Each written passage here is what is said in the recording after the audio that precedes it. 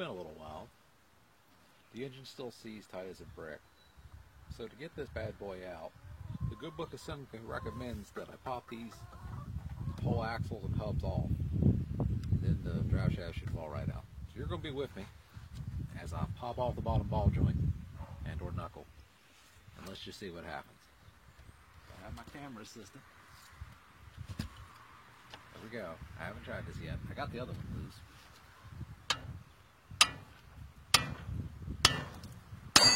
Oh, well, that was easy.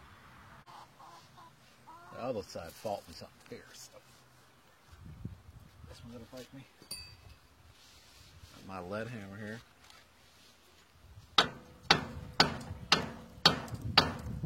See, the other one fell out. There's no rhyme or reason.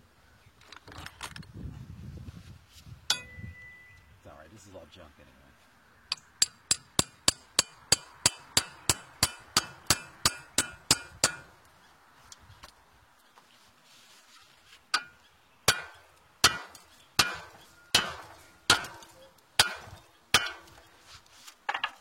Okay, so this is really weird.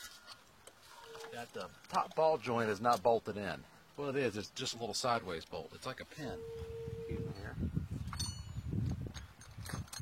You got to tap it out.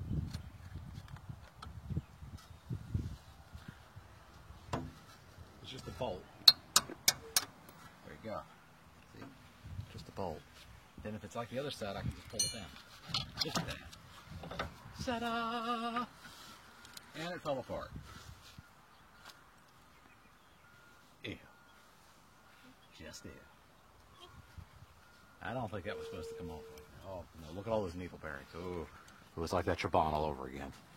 See that there? So this side has a real CV joint. So here is a real CV joint. Nothing, I guess, too shocking about this. Oh, there's a big old spring. Okay, there it is. Ooey gooey grease. Put that back together.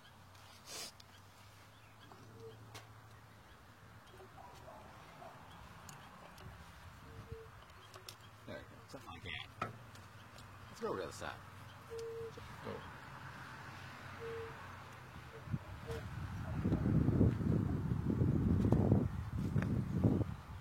Okay. So this is the earlier axle. That was recalled all across Simca 1100s and 1204s. At least half of them. So there's a can, which I guess it's CB inside. I don't know. I'm guessing. But down here, what's wrong with this picture, folks? These are regular universal joints for a front axle, and they're exposed. Non-greasable either. I've read reports about that, and some of them didn't make it 20,000 miles, but most of these were replaced under warranty. Of course, when they left in the early 70s, warranties went away and they stayed. So that would definitely have to be updated to the later CP shaft. But take a look in here, how rotten this car is. I'm going to at least try to get the engine and trans out and see what happened. It is lock solid. Not going anywhere. Put your foot. Put your foot.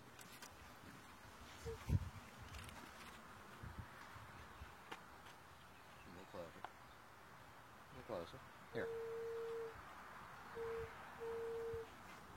There's a dinky little thing. It actually spun when I hooked up the battery. And what else we got here? Still had brake fluid in it actually, and it didn't look bad. I'm quite stunned by that. You see up through here the radiator and everything I took out.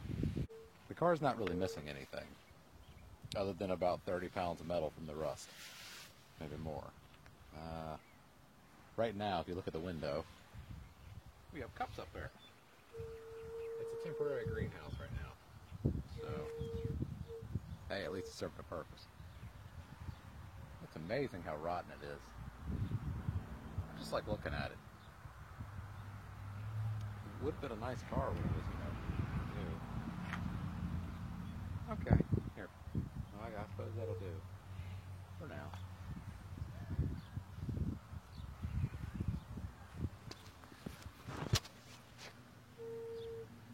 Okay, so that's a little side note, the random fun of it. This has a Distilleaire, I'm saying the wrong, alternator, external regulator. This is locked hard as a stone. I thought originally it probably was a reason it wouldn't turn. I may need a new belt. I'm not certain. I could get that off.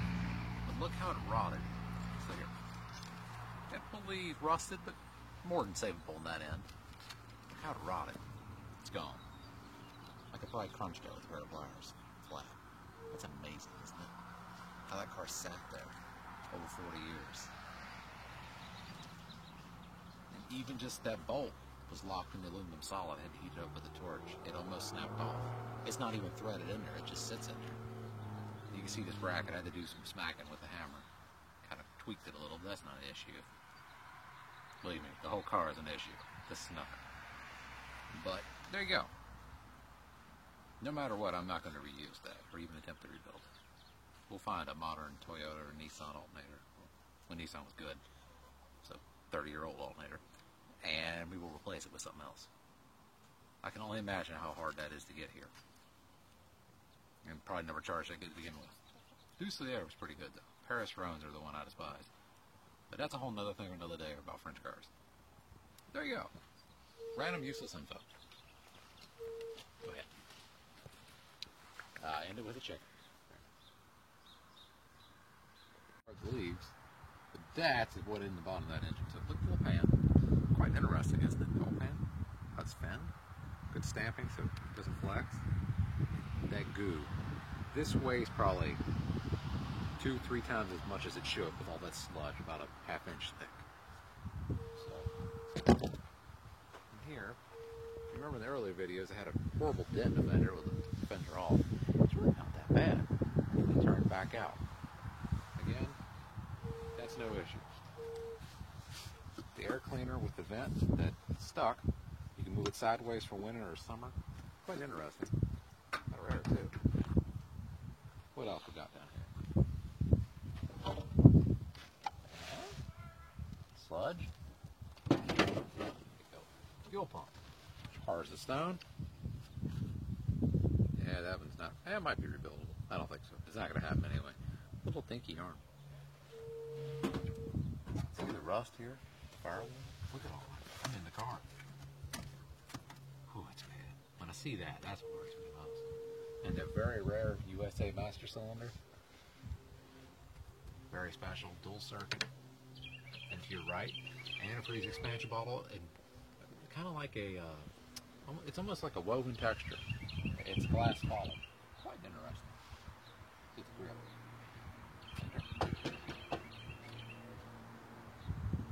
Looks like it just comes straight up, according to the manual, but we're sitting on wood blocks at the moment, so here, a little weird.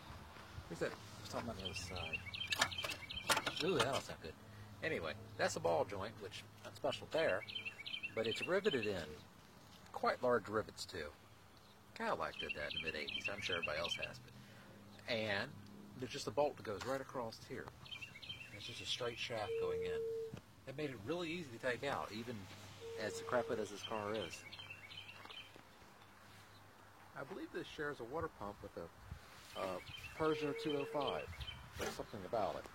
In the parts, it keeps coming up. Either way, it's the same type of how it spins down there on the outside. It's like it's just external. And it's really strange. What else we got here? There's nothing really to look at inside. Here's a kinked up fender. That door looks so nice now. Wow. Love it. You know this is a fine Chrysler product. Look at that fender, how cocked that is. I bet you I can whack that back out. Not too bad. You'll probably never know it was there. Seats look decent. As soon as you settle on them, though, they just petrify and snap. Not much else to... Oh, that smell. Well, you can't capture that on film. Shut that. A little whack at the door.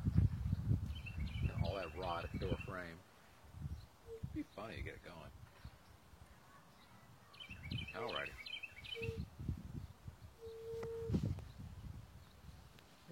Okay, last bit of random French car junk.